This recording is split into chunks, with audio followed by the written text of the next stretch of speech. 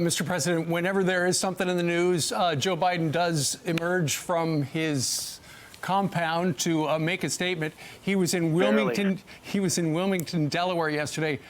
Super socially distanced. He's always in Wilmington, Delaware. Well, that's absolutely pretty accurate. He's out kind of in an open field. Everybody's like 20 feet apart, very socially distanced. He had some harsh words for you, called you a climate arsonist, and said this as well. Watch. This is another crisis he won't take responsibility for. If you give a climate arsonist 4 more years in the White House, why would anyone be surprised if we have more America ablaze? If you give a climate denier 4 more years in the White House, why would anyone be surprised when more of America is underwater? Hurricanes don't swerve to avoid red states or blue states. Wildfires don't skip towns that voted a certain way. The impacts of climate change don't pick and choose. And you have commented on climate change, Mr. President. But, you know, just the optics of him finally leaving his house to go out and make a public statement. In the last week, I haven't counted your events, but it's been a lot. Joe Biden has only done a couple. And I have heard some Democrats criticize Biden and the campaign and saying it looks like Trump is outworking us. Is that your strategy right now, you know, at this stage of the game before the debates, to just get out there, get everywhere while Joe Biden picks and chooses? Well, today we're doing the big event in a little while with Israel, and that was something that was really special. But you look at Biden, he's reading notes and he's reading teleprompters all the time, and he doesn't read them well. And during interviews, he's doing an interview and he's reading I saw it 2-3 weeks ago. I said, I think he's reading a teleprompter. They're asking him a question, and I watched. And then when his guy gets asked about that, he, you know, makes a fool out of himself, and he can't answer the question because he knows it's true. It was a yes or no question. It would have been easy to answer. No, I've never seen anything like it. Nobody has. The man is shot. Let's face it. We can't have a man who's shot, because you know who's not shot? Putin, President Xi, Kim Jong-un. They're not shot. They're world-class chess players. This guy is shot. Everyone knows it. And, you know, we can't lead an economy. Look at our economy. We have a record stock market. Another good day today. We have a record stock market. We have a record everything. We're back to where we were. The 401ks, right, they'll crash with this guy. I mean, he wants to raise interest rates. He wants to raise them very high, $4 trillion worth of interest rates cuts. You'll lose every business. You'll close down every business. You'll lose your jobs. People are going to be paying so much in taxes. He wants to raise taxes. He wants to see higher interest rates, higher. He wants to see taxes where he wants $4 trillion in tax increases.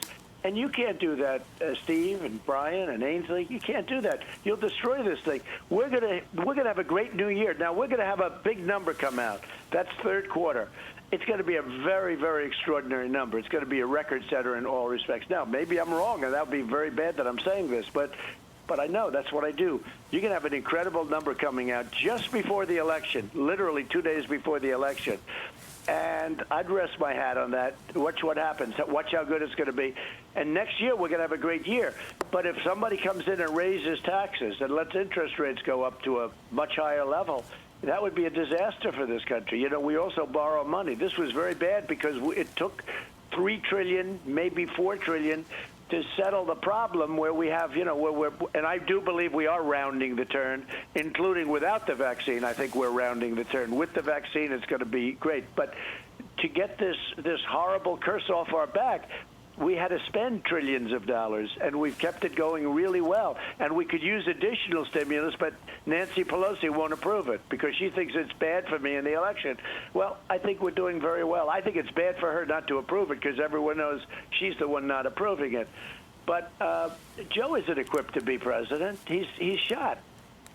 So we have less than 2 months until the election, and a lot of people are really excited to watch what's going to happen in 2 weeks. And that is the first debate. It is actually 2 weeks from today. It's in 2 Tuesdays. How do you prepare for the debates? Have you started your preparation? Do you just memorize what his voting record is?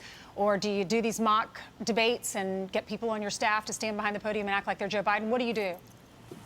Well, I sort of prepare every day by just doing what I'm doing. I was in California yesterday. I went to Arizona, which is doing great, by the way. The state is booming, and done a really good job with the virus too. You know, it's down to very low.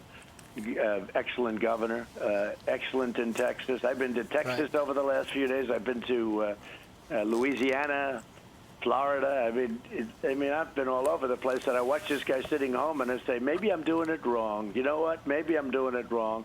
But he's got, he's got the press on his side. Why, I have no idea. Somebody's going to have to explain that. You have a stock market crash if he got in. I tell you what, we have a headwind as good as our stock market is, and that's good for people because they own the stocks. I mean, everybody owns the stocks. But as good as it's in, we have a headwind, and the headwind is if he ever got in, the market will crash, and that's a headwind. The market would even be higher. But we're setting new records in the stock market, which is good for everybody. People are happy. We got this plague sent to us by China, courtesy of China, which is a disgrace because they could have stopped it. And they stopped it from going into China, but they didn't stop it to Europe and to us and to the rest of the world.